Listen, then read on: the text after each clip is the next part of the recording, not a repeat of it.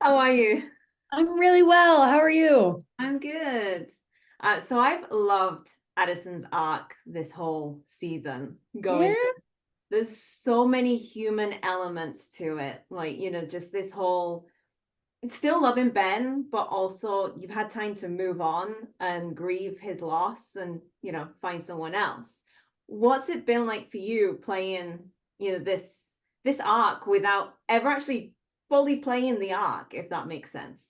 Yeah, it's the second time on the show that they've given me a reality that's different than Ben's that you know what I mean, that I have to be living in. And but this one's very different. Where the first one was more like, I don't understand why you did what you did. This year's like, I'm gonna need you to understand why I did what I did. Um, which is a very fun reversal. Um, but it's been great. It's just a completely new set of things to deal with and another relationship to build and a character to carve out of like, who are you now after you go through 3 years of just losing the love of your life, losing the job that you thought was going to be able to save the world, all that hope, that youthful, like, I'm going to save the world, I'm going to do this. When all of that burns down in a pretty epic way, like, who are you, and then who is the type of human being that you choose after that, and really starting to define the different relationships and define the different Addisons. I mean, it's been such a gift. What was it like in between the seasons for you, going from the season one finale script to the season two premiere script? What was it like for you developing that arc personally? Well, it was 3 days later, so I just, like, we never stopped, you know what I mean? So I had to get some work done really fast. So I was like, okay, how do I do this? Who is this human being?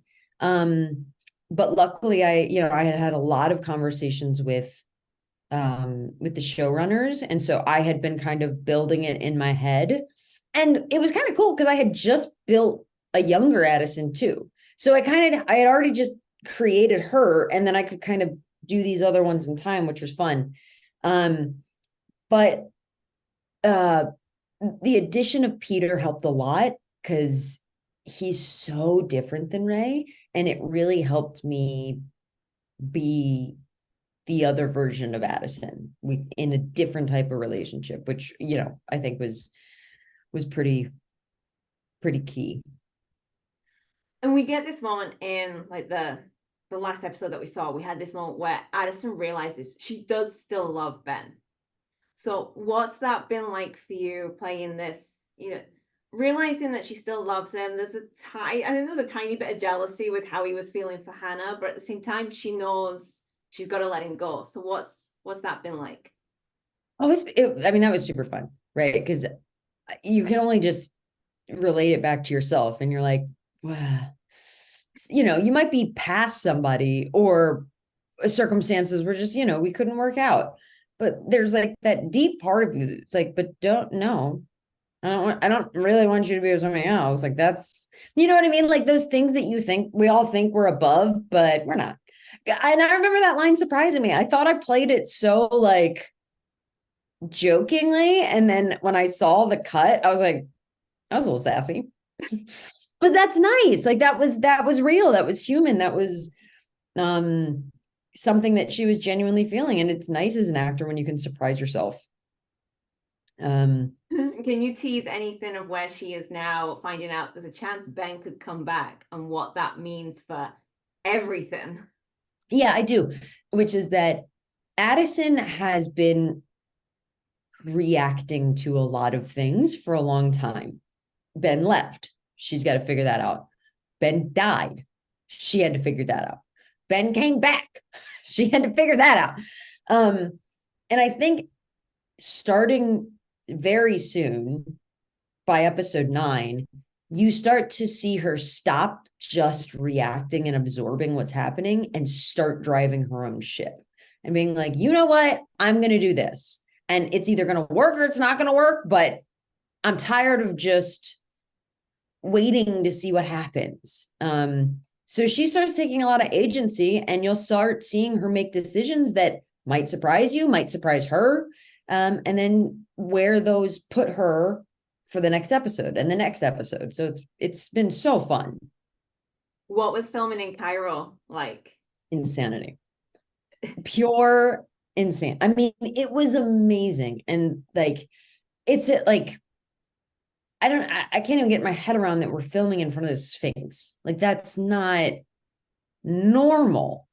And then we were in the city and it was amazing. And we're learning, and I mean, the Egyptian people were so welcoming and it was just so cool, but it was insane.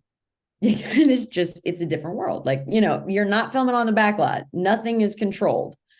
And that was fun and made it cool and made it like a real leap.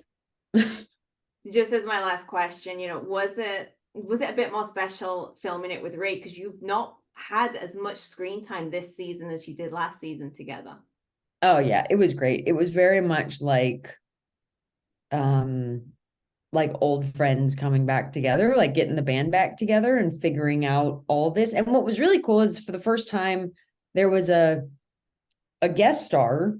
I mean, it's Eliza, right? So she's bigger in the season, but there was somebody in the leap that knew who I was and was interacting with me as at least as an entity, which was really cool. It felt so much more active for Addison than she sometimes gets to be. So it was the best. Well, I will leave it there. Thank you so much for your time, and I cannot wait for the rest of the season. And Thank you so free. much. Thank you very much. Bye. Bye.